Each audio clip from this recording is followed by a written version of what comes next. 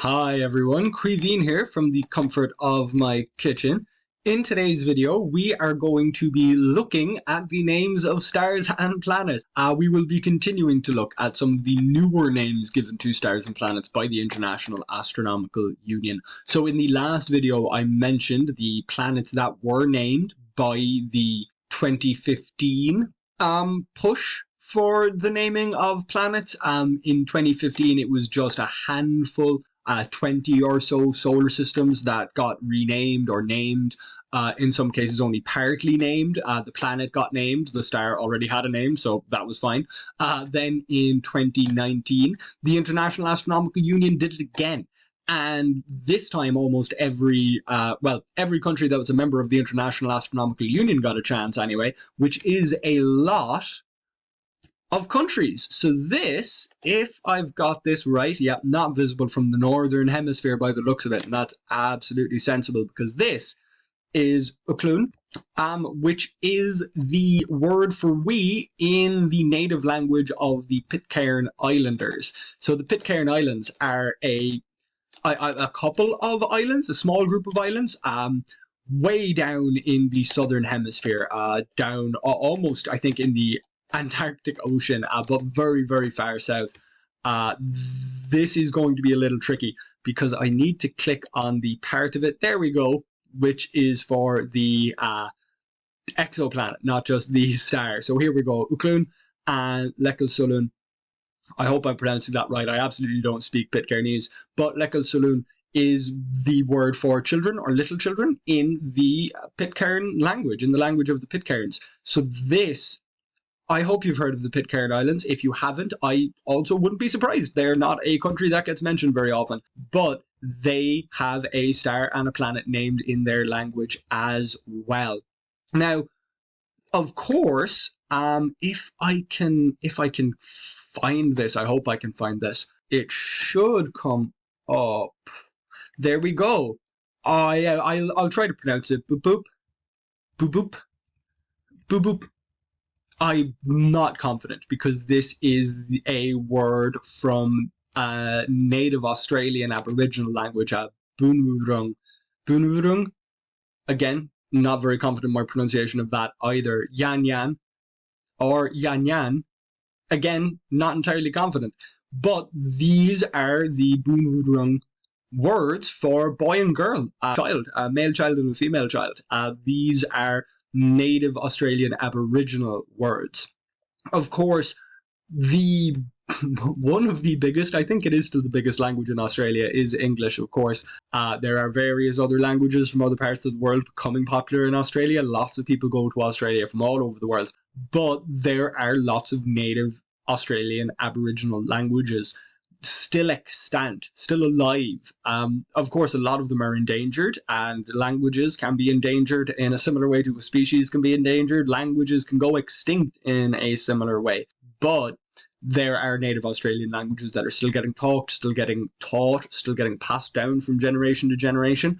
And the Australian Committee, portion of the steering group, whoever decided to propose and approve and put forward this name, they followed the International Astronomical Union's instructions to use these more native terms, more native languages, rather than languages that have only come to the country or aren't spoken there with much historicity, with much past. It's the same for a lot of the names of stars and planets. For example, a lot of the names of stars and planets from Canada or from America, they come from the First Nations or Native American indigenous population.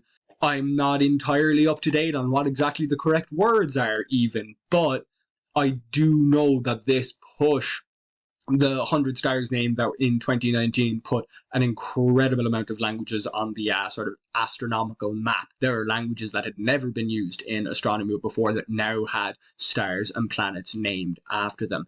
There has been another push for the naming of new stars. As I mentioned, the International Astronomical Union in 2022 grabbed another few solar systems. These solar systems were special in a different way. Not that they were particularly recently discovered, not that they were well, they are stars with planets. They are exoplanets. They are extrasolar solar systems. And that's, of course, very interesting.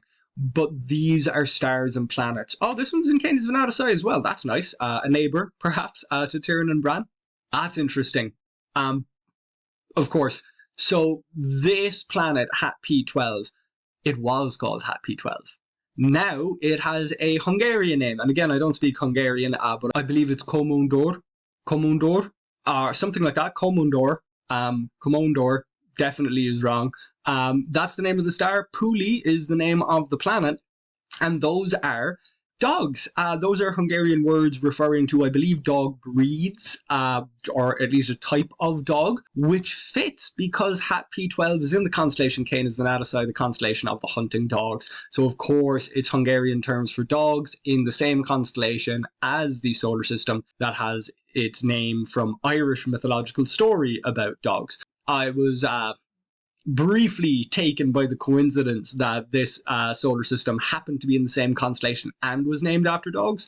But of course, the names come from dog-related things because it's in this constellation. Hungarian, of course, Hungarian's a big language. It's a European language, it's an EU language, it's a national language, but it is, of course, great to see it. Now, only a few, I believe it was 20 solar systems again, were used in this slightly newer one. But the Stellarium software obviously hasn't caught up with it. As you saw in the previous video, Tiran and Bran were already recognized by the system, whereas Komondor and Puli, those don't seem to have been recognized by the system as of yet. Because the Stellarium system is not fully up to date on all of these discoveries, I don't know. Okay, it does have the GJ stars. Let's see if it has the one I'm looking for. It does. So GJ 436. This is, yeah, okay. Stellarium already knows it's a solar system. The planet was apparently discovered in 2004, but in 2022, this star and planet was also named by Spain. You may remember from the previous video that Spain has a famous national work of literature represented in the sky by Cervantes. Well, this star is now called Gar. The planet going around it is Su. And that, or not Su, Su. Gar and Su. It's tough for me to pronounce it because it's Basque. Basque is a European language, but it's not a national language. It does have some recognition in Navarre, in the state in Spain in which it is a native language. Basque has been in Europe longer than any of the Indo-European languages, including Irish and its Celtic ancestors. The ancestors of Basque were in Europe before the ancestors of Latin, which led to Spanish and French, even got here.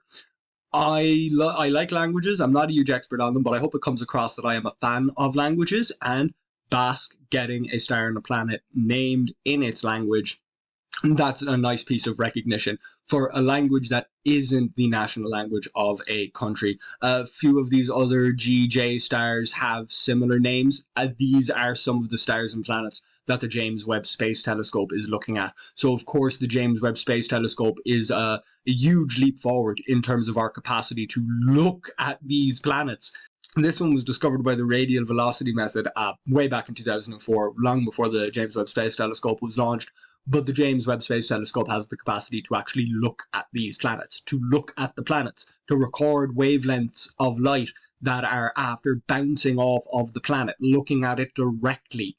And that's going to hopefully lead to some major discoveries in the near future, and hopefully it will lead to even more planets named after languages that aren't national languages, but still important heritage languages and native languages such as Basque in the future. So I hope that you enjoyed this sort of part 2, this follow-on for the newer International Astronomical Union competition naming of the stars and planets.